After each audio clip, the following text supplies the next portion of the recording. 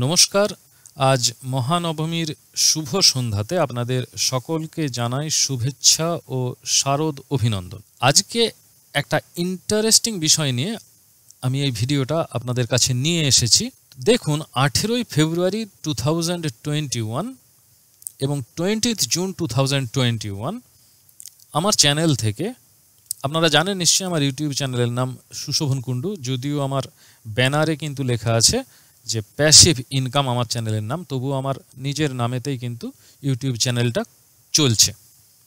তো যেটা বলছিলাম, 18ই ফেব্রুয়ারি 2021 best mutual fund 2021 for SIP in India, তো এই নামেতে একটা 8 মিনিট 20 সেকেন্ডের ভিডিও পাবলিশ করা হয়। এবং 20th June 2021 process of selection of the best mutual fund in India, কীভাবে সব থেকে ভালো মিউচুয়াল ফান্ডটি চিনে নেবেন, তো এই সংক্রান্ত দুটো ভিডিও এই দুটো তারিখে পাবলিশ করা হয়েছিল আমার চ্যানেল থেকে। তো প্রথম ভিডিওটা তো বললামই 8 মিনিট 20 সেকেন্ডের, এবং দ্বিতীয় ভিডিওটা দেখতেই পাচ্ছেন যে 25 মিনিট 22 সেকেন্ডের মতো। তো এই দুটো ভিডিওর প্রথমটার থেকে আপনি জেনে যাবেন যে 2021 সালে কোন কোন মিউচুয়াল ফান্ডগুলোতে ইনভেস্ট করলে আপনি বেটার রিটার্ন পেতে পারবেন, আর দ্বিতীয় ভিডিওটাতে যদি ওই স্টকগুলোতে মানে মিউচুয়াল ফান্ডগুলোতে আপনি সিলেকশন না করতে চান, তাহলে আপনি আপনার নিজের পছন্দ মতো যদি মিউচুয়াল ফান্ড বাছতে চান, তাহলে কোন কোন কায়দাতে আপনি মিউচুয়াল ফান্ডটা চিনে নিতে পারবেন। তো এই দুটো ভিডিওতে আমি কিন্তু মিউচুয়াল ফান্ডের হোয়ার অ্যাবাউটস ডিটেলস সম্পর্কে মোটামুটি ভালো রকম করেই আলোচনা করেছিলাম। তো আজকে আমি আপনাদের সঙ্গে যে বিষয়টা নিয়ে কথা বলবো সেটা হলো যে হঠাৎ পুরানো ভিডিওকে টেনে এনে কথা বলতে গেলাম কেন। এই কারণের জন্য যে ভিডিওটা আমি পাবলিশ করেছিলাম, দেখুন খেয়াল করে, আমি আবার আগে স্লাইডটাতে যাচ্ছি, 18ই ফেব্রুয়ারি 2021, কিন্তু 1 জানুয়ারি 2021 আমি ওই মিউচুয়াল ফান্ডগুলোর সবথেকে বেস্ট যেটা মনে হয়েছে, যেগুলো মনে হয়েছে সেইগুলোতে আমি ইনভেস্ট করেছিলাম। এবং তারপর থেকে আজ পর্যন্ত growth of money during last January to October, আমি এই ভিডিওতে আপনাদের সঙ্গে এটা নিয়েই কথা বলতে যাব যে how does money works for me during last January to October. এই গত জানুয়ারি থেকে, মানে 2021-এর জানুয়ারি থেকে অক্টোবর মাস পর্যন্ত মানি কিভাবে আমার জন্য কাজ করেছে। তো বিষয়টা নিয়ে আলোচনা শুরু করব আমি ছোট্ট একটা ইন্ট্রোর পর।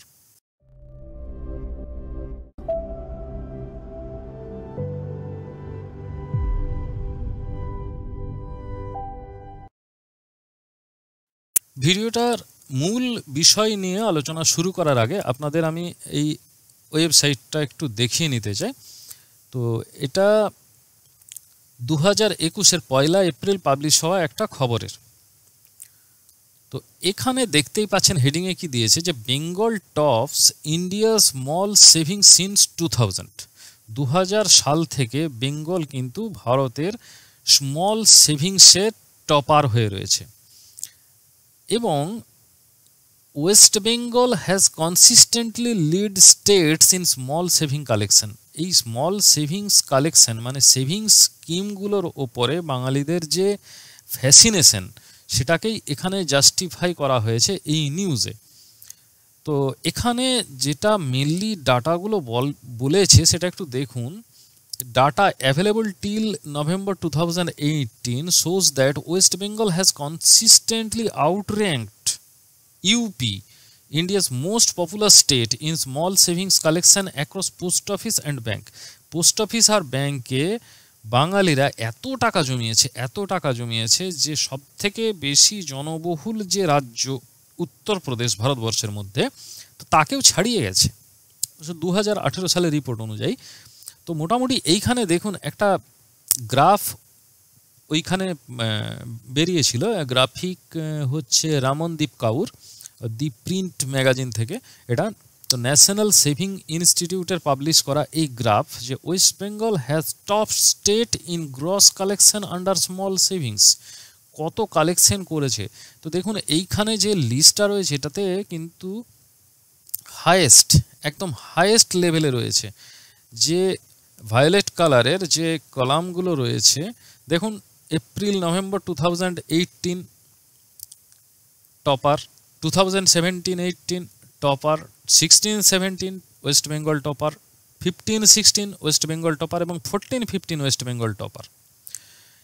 এছাড়া আরেকটা ডাটা আপনাদের দেখায়, এটাও ওই ন্যাশনাল সেভিংস ইনস্টিটিউটেরই প্রকাশ করা। তো এখানে West Bengal contribution in total gross small savings collection, কতটা গ্রস কালেকশন করেছে দেখুন পার্সেন্টেজ হিসেবে। 2014-15 সালে 13%, 15-16 সালে 14%, 16-17তেও 14% এবং 17-18 সালে 15% এবং 2018-তে এপ্রিল নভেম্বর মাস পর্যন্ত 14.6%। হয়তো কারেন্ট ডাটা আরও বেশি কিছু বলবে এবং বাকি রিপোর্ট তো এখনও পর্যন্ত প্রকাশ করা যায়নি। এবং collection from West Bengal nearly 90,000 কোটি, রুপিজ 90,000 crore, 90,000 কোটি টাকা স্মল স্কেল সেভিংসে মানে ইনভেস্ট করা হয়েছে। তো হঠাৎ আমি খবরটা দেখাতে গেলাম কেন? খবরটা আমি এই কারণের জন্যে আপনাদের সঙ্গে শেয়ার করলাম যে যতই এখানে বিজনেস করতে বলা হোক, বাঙালিকে নিজের পায়ে দাঁড়াতে বলা হোক, বাঙালি কিন্তু বিজনেস করবে না, ট্রেডিং করবে না। নিজের পায়ে দাঁড়ানো বলতে তারা পরিশ্রম করতে চাইবে, এমপ্লয়মেন্ট পেতে চাইবে, আর ব্যাংকে ফিক্সড ডিপোজিটে টাকা জমিয়ে সঞ্চয় করতে চাইবে যাতে করে আপদে বিপদে উদ্ধার হয়ে যায়।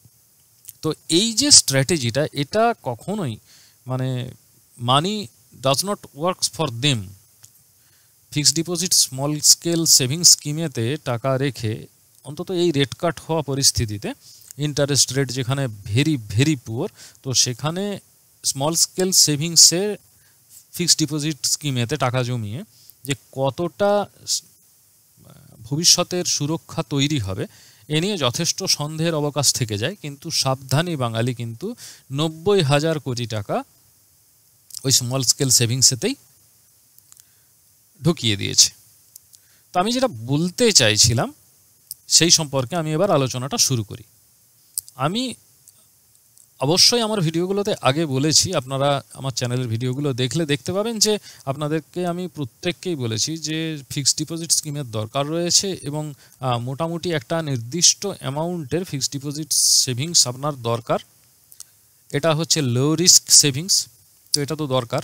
এবং এটা বাদ দিয়ে আপনাকে কিন্তু টাকাকে আপনার জন্য কাজ করাতে হবে এবং সেক্ষেত্রে ইনভেস্ট করতে হবে। সেই ইনভেস্ট আপনি গোল্ডের ওপরে করুন, মেটালের যে কোনো any kind of metal, aluminium, tin plate যা ইচ্ছা কিনতে পারেন মানে সিট হিসাবে, এমনি মেটেরিয়াল, গুডস মেটেরিয়ালও কিনতে পারেন, বন্ড কিনতে পারেন, শেয়ার কিনতে পারেন, ইচ অ্যান্ড এভরিথিং, মানে আপনার যা ইচ্ছে, কিন্তু ইনভেস্ট করতে হবে।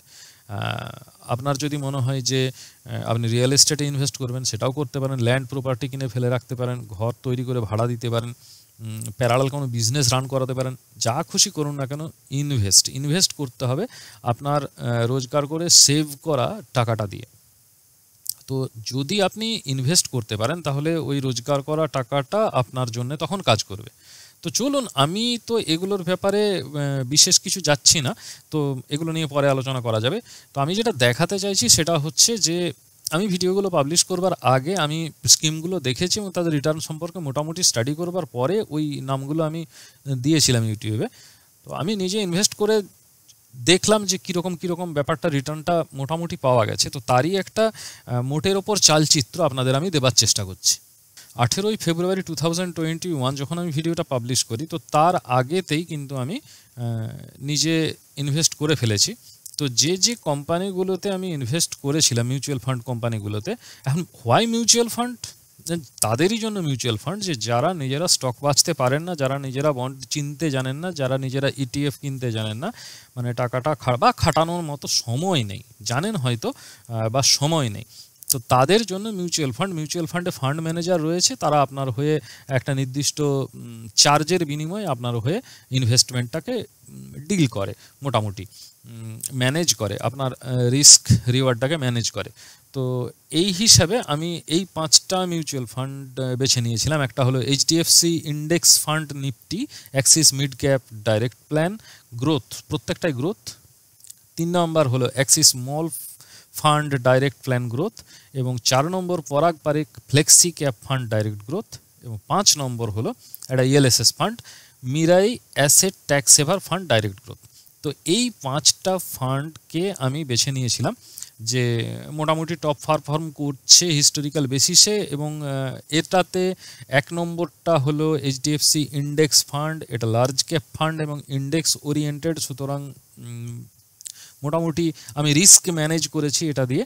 সেকেন্ডটা হলো মিড ক্যাপ মিডিয়াম রিস্ক, 3 নাম্বারটা small cap slightly high risk, 4 number Parag Parikh এটা একটা মাল্টি ক্যাপ ফ্লেক্সি ক্যাপ, যাই বলুন না কেন হাইব্রিড টাইপ যেটা খুশি বলতে পারেন, মানে 1, 2, 3 নম্বরে যেগুলো যে ক্যাটাগরির মিউচুয়াল ফান্ডকে বেছেছিলাম, 4 নম্বরে কিন্তু ওটার একটা মিক্সিং আপ করে দিলাম।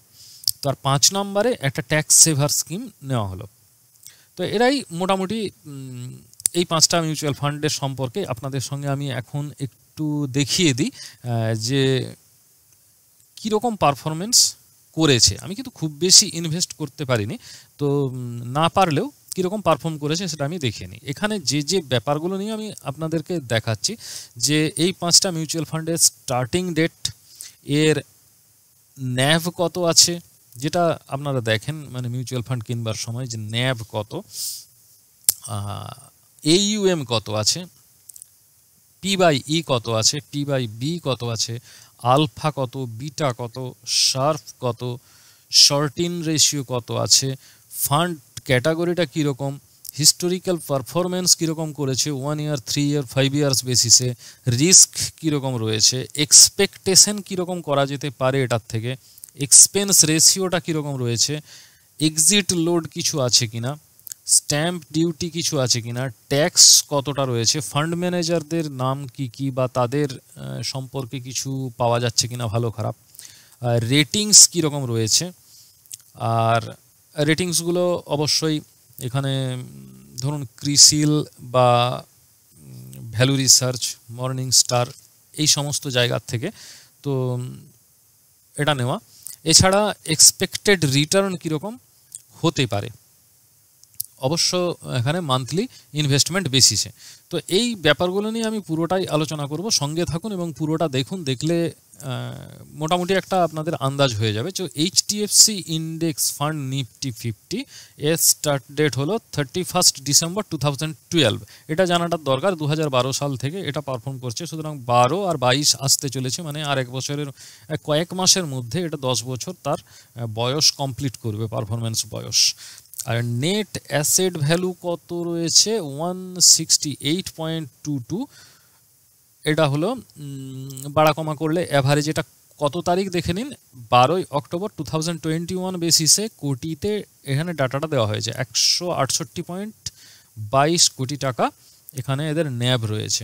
আর অ্যাসেট আন্ডার ম্যানেজমেন্টে রয়েছে 3953.73 ক্রোর, কিছুটা কম, এবং আরও এর রেঞ্জ বাড়তে পারে কারণ এটা একটা লার্জ ক্যাপ ফান্ড, সুতরাং এর যদি মানে 30,000 40,000 কোটি টাকাও যদি এর অ্যাসেট আন্ডার ম্যানেজমেন্ট চলে আসে তাহলেও আপনার পারফরমেন্সে কোনো ঘাটতি হবে না। এবং এরা যতটা টাকায় আপনি ইনভেস্ট করবেন শুধুমাত্র মেনটেন্যান্সের জন্য কিছুটা রেখে বাকি টাকাটা পুরোটাই কিন্তু আপনার ইনভেস্টমেন্টে ব্যয় হয়ে যাবে। তো চলুন, এর price to earning ratio 30, slightly high, price to book value 3.37। তো যদি রিটার্ন দেয় তাহলে বুক ভ্যালু বেড়ে যায়, এটা আমরা জানি। তো বুক ভ্যালু বাড়ে না, আর প্রাইসের তুলনায় মানে প্রাইস টু বুক ভ্যালু যেটা P/প্রাইস বুক ভ্যালু রেসপেক্টে যে প্রাইস সেটা 3.37 টাইমস হয়ে গেছে, মানে প্রাইসটা বেশি হয়ে গেছে বুক ভ্যালুর থেকে 3.37 গুণ। তো এর যে আলফা দেখতে পাচ্ছেন -0.47, আর 0.47%, তার মানে এটা আন্ডার পারফর্ম করছে কম্পেয়ার টু বেঞ্চমার্ক। তো এটা 12 অক্টোবর 2021 বেসিসে এটা নিয়ে ঘাবড়াবার কিছু নেই যে কেন এটা আন্ডার পারফর্ম করছে। বেশি লোক এটাতে ইনভেস্ট করেনি। বেশি লোক কেন ইনভেস্ট করেনি? বেশি লোক এটাতে ভেবেছে যে আমার কম রিটার্নের দরকার নেই, আমার সেফ রিটার্নের দরকার নেই, মিউচুয়াল ফান্ডেই যখন ইনভেস্ট করবো তখন হাই রিস্ক মিউচুয়াল ফান্ডে ইনভেস্ট করব। তো হঠাৎ করে এরকম নিফটি 50 মিউচুয়াল ফান্ডে ইনভেস্ট করতে যাব কেন? সেই কারণের জন্যই আলফা এরকম নেগেটিভ হয়ে গেছে। তো যখন আবার মার্কেট একটু, এখন মার্কেট তো নিফটি বা সেন্সেক্স যাই বলুন উপরের দিকে একদম বুল মার্কেট চলছে, কখনো বাবুল হচ্ছে, কেউ বলছে ক্র্যাশ করবে। তো এরকম যখন হচ্ছে তখন লোকের সেফটি খোঁজার তো দরকার নেই, বলছে বলছে বলছে হচ্ছে না, কিন্তু মার্কেট উপরের দিকে যাচ্ছে, সো তারা রিস্কি ফান্ডেই স্টিক করে আছে। তো যখন মার্কেট ধস নামবে, যদি নিচের দিকে নামতে শুরু করে, তখন হুড় করে সেইগুলো বিক্রি করবে আর এখানে এসে ঢুকবে সব। এই হলো ব্যাপার। তো দেখুন ভোলাটিলিটি কীরকম অবস্থায় রয়েছে, volatility, risk management, each and everything এগুলো, তাহলে ট্রেন্ড কম বলতে পারা যায়, কিন্তু ডাউন নয়, অফকোর্স আপওয়ার্ড, বেঞ্চমার্কের থেকে কম। ভোলাটিলিটি 1.01, যদি আপনি টাকা রাখেন তাহলে মোটামুটি ফান্ড ম্যানেজাররা এটা নিয়ে ভালো পারফর্ম করতেই পারবেন। আর রিস্ক রিওয়ার্ড রয়েছে, অর্থাৎ শার্প রেশিও 0.7 এবং শর্টিন রেশিও, মানে যে কোনো রকমের যদি ঝামেলা হয় সেটা সামলে দেওয়ার পক্ষে এটা আরেকটু বেশি হলে ভালো হতো, 0.82। তো বেশি হলে ভালো হতো, মোটামুটি একের কাছে পিঠে 0.8কে আমরা প্রায় 1 বলে ধরতেই পারি। এখন ফান্ড ক্যাটাগরি আমি আগেই বলেছি, এটা একটা লার্জ ক্যাপ ইকুইটি ফান্ড এবং নিফটি 50 ফান্ড। নিফটি 50তে যে লার্জ ক্যাপ স্টকগুলো রয়েছে সেগুলোর ওপরেই কিন্তু এই ফান্ডে ইনভেস্ট করা হয়। এখন হিস্টোরিক্যাল পারফরমেন্স, 1 ইয়ার বেসিসে হিস্টোরিক্যাল পারফরমেন্স দেখুন, 52.22%, 1 বছরের রিটার্ন, 3 বছরে 20.66% রিটার্ন এবং 5 বছরে 16.59% রিটার্ন দিয়েছে। তো রিস্ক কীরকম, এটা large cap fund, Nifty 50। Nifty আমরা কি দেখছি, 10 বছরে নিফটি কোথায় ছিল 2010-এ, মানে এটা শুরু হয়েছে কত 2012 সালে। তো 2012 সালের নিফটি দেখুন আর আজকের নিফটি দেখুন কোন জায়গায় পারফর্ম করছে। সুতরাং আপনার টাকাও অত গুণ বেড়েছে, এই যারা 2012-তে ঢুকিয়েছিল, মানে আপনার বাড়েনি, যারা 31শে ডিসেম্বর 2012-র পরে ইনভেস্ট করেছিল 2013 সাল থেকে, তো তারা নিফটি যেভাবে লাভ দিয়ে দিয়ে ওপরের দিকে আসছে সেই অনুযায়ী লাভ পেয়েছে। কখনো ডাউন হয়েছে ঠিকই, কিন্তু এখন তো লাভ পেয়েই গেছে। তো এক্সপেকটেশন কীরকম হতে পারে এটাতে যদি ইনভেস্ট করা যায়, যেটা দেখে আমি টেম্পটেড হয়েছিলাম সেটা হলো অ্যাজ পার নিফটি 50 লেভেল। ঠিক হিসেবটা ওইটাই ছিল যেটা এতক্ষণ ধরে বললাম, যে নিফটি যতটা বাড়বে ততই আমার লাভ হবে। এক্সপেন্স রেশিও কীরকম অবস্থায় রয়েছে দেখুন, এক্সপেন্স রেশিও ইনক্লুডিং জিএসটি রয়েছে 0.2%, মানে যখন আপনি ইউনিটগুলো পারচেস করতে যাবেন তখন একটা এক্সপেন্স রেশিও আছে। এক্সিট লোড আছে 0.25% এক্সিট লোড রয়েছে, তবে এটা সম্ভবত এটা 3 days রিডেমশনের ওপরে। একটু যদি আমি সাইজটাকে ছোট করে নিই তাহলে হয়তো বা, হ্যাঁ, উইদিন 3 days রিডামশন, মানে চালু করলেন আর তারপরে 3 দিন বাদ দিয়ে বললেন যে আমার পোষাচ্ছে না আমি তুলে নেব, তাহলে এটা 0.25% একটা এক্সিট লোড পড়ে যাবে। তো স্ট্যাম্প ডিউটি, এখানে গভর্নমেন্ট স্ট্যাম্প ডিউটি তো একটা ধার্য করেই দিয়েছে, আপনারা জানেন যে 1 জুলাই 2020 থেকে মিউচুয়াল ফান্ডের ইউনিট পারচেসিংয়ের উপর একটা স্ট্যাম্প ডিউটি পড়ে যায়। সেটা হলো আপনি যতটা ইনভেস্ট করবেন যত টাকা, সেটার উপরে 0.005% স্ট্যাম্প ডিউটি। এটা সবের ক্ষেত্রেই হয়, মানে স্ট্যাম্প ডিউটি ফ্রি এরকম ফান্ড বোধহয় নেই বললেই হয়। ট্যাক্স কীরকম রয়েছে দেখুন, 15% of return before 1 year redemption, 15% 1 ইয়ারের মধ্যে যদি হয় তাহলে 15% ট্যাক্স পড়ে যাবে, আর না হলে 10% হয়, যেরকম এলটিসিজি ট্যাক্সের যে রুল অনুযায়ী। অবশ্যই 1 লাখের বেশি, মানে ইন্টারেস্ট হিসাবে বা ডিভিডেন্ড হিসাবে যাই বলুন না কেন, যদি আপনার 1 লাখের বেশি ইনকাম হয় তাহলে 10% এলটিসিজি চার্জ পড়বে ট্যাক্স হিসাবে। তো দেখুন ফান্ড ম্যানেজার কারা কারা রয়েছে, কিষান কুমার ডাগা এবং অরুণ আগরওয়াল, এই দুজন এই কোম্পানির ফান্ড ম্যানেজার হিসেবে কাজ করছেন। এদের সম্পর্কে ডিটেলস আলোচনা করতে গেলে ভিডিও এত বড় লম্বা হয়ে যাবে যে আপনারা ধৈর্য হারাবেন। তো ক্রিসিলের রেসপেক্টে এখানে যে র্যাঙ্কিংগুলো দেখুন, ক্রিসিলের রেসপেক্টে র্যাঙ্কিং হলো 3 এবং ভ্যালু রিসার্চ একে দিয়েছে 3 স্টার এবং মর্নিং স্টার কিন্তু একে দিয়েছে 25। ওকে, এরপরেতে আমরা চলে যাই যে রেটিংসের রেসপেক্টে। তো হলো এবার এক্সপেক্টেড রিটার্ন কীরকম পাওয়া যেতে পারে। এক্সপেক্টেড রিটার্ন পাওয়া যেতে পারে 1 year, 3 year এবং 5 years বেসিসে। ইনভেস্টমেন্ট যদি দেখুন, ভালো করে দেখুন যে ₹500 মান্থলি এসআইপি, যেটা আমি করেছি, অবশ্য সবকটাতে 500 এসআইপি হয় না, তো বলে দেবো যখন 500 হবে না, তার থেকে বেশি হবে বা কম হবে, করা গেলে বলে দেবো আমি। এখন এইচডিএফসি ইন্ডেক্স ফান্ডে 500 টাকা করে মান্থলি এসআইপি করা যেতে পারে। তো ইনভেস্ট তাহলে 1 বছরে 6000 টাকা ইনভেস্ট করে রিটার্ন আসবে 7264 টাকা।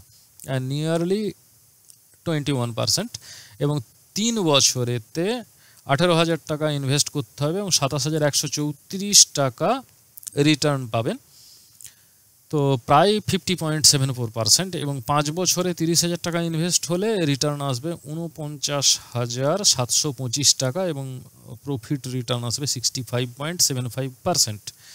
তো এটা বাদ দিয়েও মান্থলি এসআইপি 500 করে জমা দেওয়ার পর মান্থলি আমি পরের দিকে একদম লাস্টের দিকে দেখাবো যে আমি কীরকম অবস্থায় আছি, সেটা আমি পরের দিকে দেখাবো। তো এখন ওটা না দেখে Axis mid cap direct প্ল্যানটার details সম্পর্কে একটু বলি, যে এই প্ল্যানটা 1 জানুয়ারি 2013 লঞ্চ করেছে এবং এর ন্যাব ভ্যালু 79.3 কোটি এবং অ্যাসেট আন্ডার ম্যানেজমেন্ট 15,395 কোটি, কিছু টাকা বেশি কালেকশন করে ফেলেছিল। এত বেশি জনপ্রিয় হয়ে গেছে যে এটা একটু বেশি টাকা কালেকশন করে ফেলেছে। এখন যদি না এই টাকাটাকে কোনোভাবে ডিসবার্স করতে পারে এরা, কোনোভাবে যদি না এটাকে ইনভেস্ট করতে পারে, তাহলে ওটা জমতে জমতে পাহাড় প্রমাণ হয়ে যাবে, তখন সেক্ষেত্রে কিন্তু রিটার্নের একটু প্রবলেম হবে। তো দেখা যাক, 1 বছরের জন্য যদি না পারফর্ম করে 3 বছর বাদে বন্ধ করে দেবেন। তো মোটামুটি 14,000-এর মতো মিড ক্যাপ প্ল্যান, তো সেই জন্য 14,000 কোটি টাকার মতো যদি তাদের অ্যাসেট আন্ডার ম্যানেজমেন্ট থাকে তাহলে বেটার। তো এরা 14,000-কে ছাড়িয়ে দিয়েছে, খুব বেশি দূর ছাড়ায়নি, তবুও মোটামুটি নজরে রাখবেন, আমার তো নজরে রয়েছে। তো জনপ্রিয়তা ভালো, তো প্রাইস বেড়েছে এবং প্রাইস টু আর্নিং যে রেশিও রয়েছে 38.44, এর তো হাই হবেই, যেহেতু যত পপুলার ফান্ড হবে সেগুলো মানে বাড়বেই, কম হবে সেরকমটা নয়। তো এরপর price to book value 6.45, alpha 7.28, তার মানে বেঞ্চমার্কের থেকে 7.28 টাইমস বেটার পারফর্ম করছে। ভোলাটিলিটি স্লাইট কম, মিড ক্যাপ ফান্ড যেরকম ভোলাটিলিটি হয় 0.71%, সেই রকমই ভোলাটিলিটি লক্ষ্য করা গেছে। তো আপনার আপ ডাউন করবে কতটা, এই যে 7.28% যে গ্রাফটা যাচ্ছে, সেই গ্রাফ লাইনটা আপ বা ডাউন কতটা করতে পারে, 0.71%, ভোলাটিলিটি মোটামুটি। তো শার্প রেশিও কত, মানে রিস্ক রিওয়ার্ড 1.21%, এটাই রয়েছে, মানে রিস্ক রিটার্ন যে রেশিও। তো 1 গুণ যদি আপনি রিস্ক নেন তাহলে 1.21 টাইমস আপনি রিটার্ন পেয়ে যাবেন। তো রিস্ক ম্যানেজমেন্ট ক্যাপাসিটিও 1.21 এরকম। তো এটা একটা মিড ক্যাপ ইকুইটি ফান্ড এবং নিফটির আন্ডারেতে যেগুলো রয়েছে সেটা বলছি না, নিফটি সেন্সেক্স যেগুলো মেনলি মিড ক্যাপ ফান্ড, সেই mid cap ফান্ডেই mid cap stocks যেগুলো সেগুলোর উপরে এগুলো ইকুইটি ফান্ড ইনভেস্ট করা হয়। তো এবার দেখি হিস্টোরিক্যাল পারফরমেন্স কীরকম আছে 1 ইয়ার, 3 ইয়ার এবং 5 ইয়ার্স বেসিসে। 1 ইয়ারে 69.3%, 3 ইয়ারে 30.8% এবং 5 ইয়ারে 22.4%। এর রিস্ক মিড ক্যাপ ফান্ডের রিস্ক মিডিয়াম এবং এর এক্সপেকটেশন অ্যাজ পার ফান্ড ম্যানেজাররা যেমন পারফর্ম করবে সেই রকমই এক্সপেকটেশন হবে, এর বাইরে আমি এক্সপেক্ট করে খুব একটা লাভ কিছু করতে পারবো না। তো এর এক্সপেন্স রেশিও কিন্তু একটু বেশি 0.49, আর এক্সিট লোড তো রয়েছে, এক্সিট লোড যেটা রয়েছে যে 10% on investment, exit load 10% for units of 10% of investment, আর 1% ফর রিডেমশন উইদিন 1 ইয়ার। 1 বছরের ভেতরে তুলে দিলে 1% একটা রিডেমশন চার্জ করা হয়। স্ট্যাম্প ডিউটি সে আগের মতোই 0.005 এবং ট্যাক্স ওই 15% 1 ইয়ারের জন্য হলে, আর 1 ইয়ারের ভেতরে যদি রিডেমশন করা হয়, আর না হলে ওই 1 লাখের বেশি হলে যেরকম হয় এলটিসিজির রুল আছে 10%, সেই রকম একই। তো ফান্ড ম্যানেজারদের নাম শ্রেয়স দেভালকর এবং হিতেশ দাস। তো ক্রিসিল রেটিং হিসাবে, ক্রিসিল রেটিংয়েতে আমি বলে দিচ্ছি, ক্রিসিল রেটিংয়েতে এটা রয়েছে নাম্বার 3 এবং এখানে ভ্যালু রিসার্চ এখানে 5 স্টার দিয়েছে আর মর্নিং স্টারে দিয়েছে 78। এই হলো রেটিংস। তো রেটিংস কোয়াইট গুড মোটের ওপর। তো এক্সপেক্টেড রিটার্ন কীরকম হতে পারে, 1 ইয়ারে 6,000 টাকা, মানে মান্থলি এসআইপি 500 করে এলাগো এখানে, তাহলে 1 ইয়ারে 6,000 ইনভেস্টের এগেনস্টে 7,671 রিটার্ন হতে পারে। 3 বছরে 18,000 ইনভেস্টমেন্টের রেসপেক্টে 31,233 টাকা, প্রায় 73%, এবং 5 বছরে 30,000 ইনভেস্টমেন্টের উপরে 60,334 রিটার্ন হতে পারে, প্রায় 101% রিটার্ন। তো এইরকম একটা রিটার্ন এক্সপেক্টেড হতে পারে, পার্সেন্টেজ 27, 73 এবং 101% 5 বছরের জন্য রিটার্ন। তো আমি তো বললামই যে পরের দিকে আমার অবস্থাটা কীরকম হয়ে আছে সেটা নিয়ে কথা বলবো। তো এখন আমি কথা বলছি Axis small cap fund direct plan growth. তো এর start date 29 November 2013, NAV 67.2, asset under management 7,303 এবং PE 33 ধরুন, আর PB 4.86, সব হাই ভ্যালু হয়ে আছে, ওভার ভ্যালুড বলা যেতে পারে। ট্রেন্ড একদম মারাত্মক রকমের ট্রেন্ড দেখুন, 12.53 বেঞ্চমার্ক ছাড়িয়ে 12.53, মানে স্মল ক্যাপ ফান্ডের যে বেঞ্চমার্ক রেট তার থেকে 12.53। আচ্ছা, ভোলাটিলিটি 0.73, স্লাইড ভোলাটিলিটি মিড ক্যাপের থেকে একটু বেশি। রিস্ক রিটার্ন যে রিওয়ার্ড রয়েছে 1.21, আগেরই মতো, এবং রিস্ক ম্যানেজমেন্ট ক্যাপাসিটি কিন্তু একটু কম, কারণ এটা স্মল ক্যাপ ফান্ড, এর ম্যানেজমেন্ট ক্যাপাসিটি একটু কম হবেই risk management capacity. Small cap equity fund, কোয়ালিটির দিক থেকে এটাকে বলতে পারা যায়। 1 ইয়ারে রিটার্ন দিয়েছে 83.7%, 3 ইয়ারে দিয়েছে 36.7% এবং 5 ইয়ারে দিয়েছে 23.4%। রিস্ক কীরকম? রিস্কোমিটার বলছে high risky fund Axis small cap direct plan growth. As per fund manager যেরকম পারফর্ম করবে, ফান্ড ম্যানেজারদের পারফরমেন্সের উপর আমাদের এক্সপেকটেশন তৈরি হবে। এক্সপেন্স রেশিও মিড ক্যাপ ফান্ডের থেকে একটু কম, 0.39। আর এর আবার এক্সিট লোড আছে, কিন্তু এক্সিট লোডটা যেমন মিড ক্যাপ ফান্ডে ইনভেস্টমেন্টের উপরে 10% ছিল, এটা আবার 1% ইনভেস্টমেন্টের উপরে। আর তবে কিন্তু এখানে 1 ইয়ারের মধ্যে যদি টাকাটা আপনি রিডেমশন করে নেন অ্যামাউন্টটা, তাহলে কিন্তু 10% আপনার এক্সিট লোড পড়ে যাবে এখানে। স্ট্যাম্প ডিউটি 0.005 এবং ট্যাক্স সেই যেরকম একই রকম রয়েছে, আমি আর নতুন করে বলছি না। ফান্ড ম্যানেজার অনুপম তিওয়ারি, হিতেশ দাস। আমি কয়েকদিন আগেই এই Axis small cap fund direct plan growth সম্পর্কে একটা ডিটেলস ভিডিও দিয়েছি, আপনাদেরকে দেখে নিতে রিকোয়েস্ট করছি, তাতে ভিডিওটা দেখাও হবে আর আপনাদের জেনে নেওয়া হবে ডিটেলসে। তো কৃষিলে এর র্যাঙ্ক 2 এবং ভ্যালু রিসার্চে এর র্যাঙ্ক হলো 5 এবং মর্নিং স্টার একে দিয়েছে 84, ভালো ভালো নাম্বার পেয়েছে। তো এক্সপেক্টেড রিটার্ন 1 ইয়ারে 8,044 আউট অফ 6,000 ইনভেস্টমেন্ট, মাসে 500 করে এখানে রিটার্ন পাওয়া যাচ্ছে 8,044 টাকায় 1 বছরে। এবং এবং এবং যেটা জমা করেছিলাম সেটা হচ্ছে 6,000, তো 34% রিটার্ন এক্সপেক্টেড। 3 ইয়ার্সের রেসপেক্টে 34,122 টাকা আউট অফ 18,000, 89.57% রিটার্ন। এবং 5 বছরে 64,117 টাকা 500 করে জমা দিয়ে টোটাল 5 বছরে জমা করা হচ্ছে আউট অফ 30,000। 30,000-এর রেসপেক্টে 64,117, মানে 113.72% লাভ হচ্ছে। তো মান্থলি এসআইপি এখানে 500 করে অ্যালাউবল। তো ঠিক আছে, 4 নম্বর যে মিউচুয়াল ফান্ড, সেই মিউচুয়াল ফান্ডটার সম্পর্কে আমরা এবারে কথা বলি। এটা হলো যে পরাগ Parekh flexi cap fund direct growth. তো এই ফান্ডটা স্টার্ট হয়েছিল, লঞ্চ হয়েছিল 24 মে 2013 এবং এর নেট অ্যাসেট ভ্যালু 54 এবং অ্যাসেট আন্ডার ম্যানেজমেন্ট 16,076 কোটি টাকা। তো এর price to earning 26.12, price to book value 3.99, alpha 10.1, benchmark থেকে 10.1 টাইমস বেটার পারফর্ম করেছে এবং ভোলাটিলিটি 0.74%। তো রিস্ক রিটার্ন 1.23 এবং রিস্ক ম্যানেজমেন্ট ক্যাপাসিটি 1.20। এটা একটা মিক্সড, বললাম তো, হাইব্রিড ফ্লেক্সি, যেভাবে যে নামেই ডাকুন না কেন, মানে এর কিছু স্টক লার্জ ক্যাপে আছে, কিছু স্টক মিড ক্যাপ থেকে আসে, কিছু স্টক স্মল ক্যাপ থেকে আসে। তো এইরকম শেয়ারগুলোতে এরা ইনভেস্ট করে থাকে। 5 মিশালি এদের বাধ্যবাধকতা একটু কম, যখন যেটাতে সুবিধা পাবে তখন সেটাতে এরা ফ্লাকচুয়েট করতে পারে।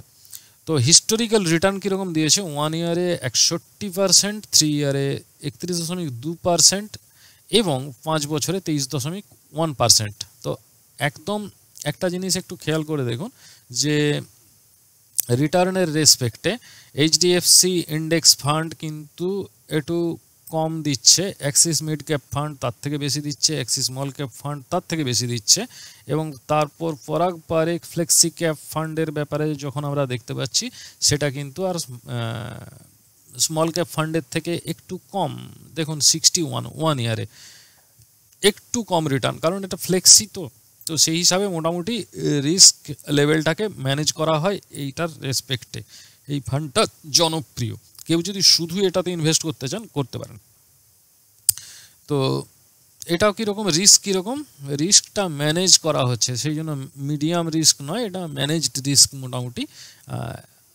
এক্সপেকটেশনও ফান্ড ম্যানেজারদের পারফরমেন্সের উপর, ফান্ড ম্যানেজারদের হাইব্রিড ফান্ড বা ফ্লেক্সি ফান্ড যেহেতু, সুতরাং এখানে সদা সতর্ক থাকতে হয়।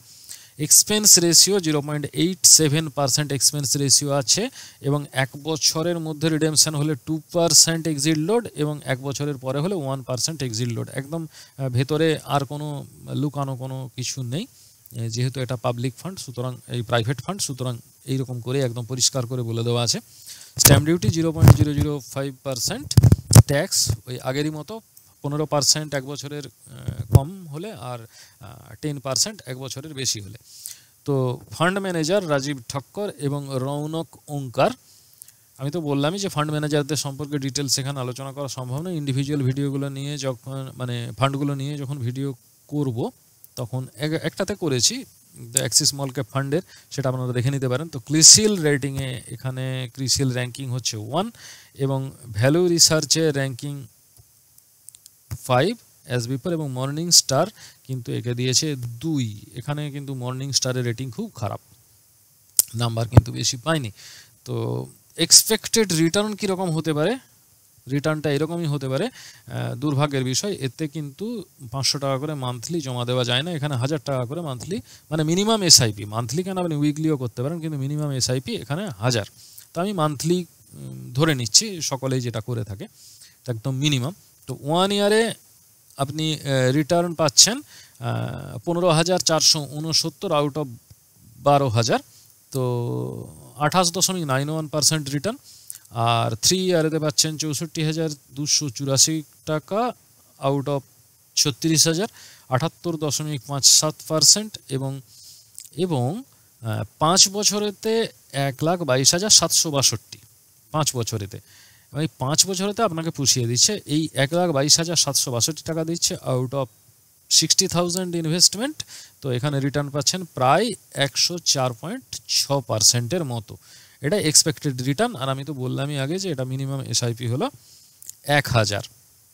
তো এরপরে লাস্ট যে মিউচুয়াল ফান্ডে আমি ইনভেস্ট করেছি সেটা হলো মিরাই অ্যাসেট ট্যাক্স সেভার ফান্ড ডাইরেক্ট গ্রোথ, এবং এটার যে স্টার্টিং ডেট সেটা হলো 28 ডিসেম্বর 2015। এটাই সব থেকে জুনিয়র এদের মধ্যে, যতগুলো ফান্ড বললাম এদের মধ্যে সব থেকে জুনিয়র এটা 2015, মানে 16 সাল থেকে। 28 তারিখ ডিসেম্বর মানে ধরুন জানুয়ারি 16, তো জাস্ট 2-3 দিন আগে এগিয়ে দিয়ে ডেটটাকে, বয়সটা বাড়ানো হয়েছে মাত্র আর কি।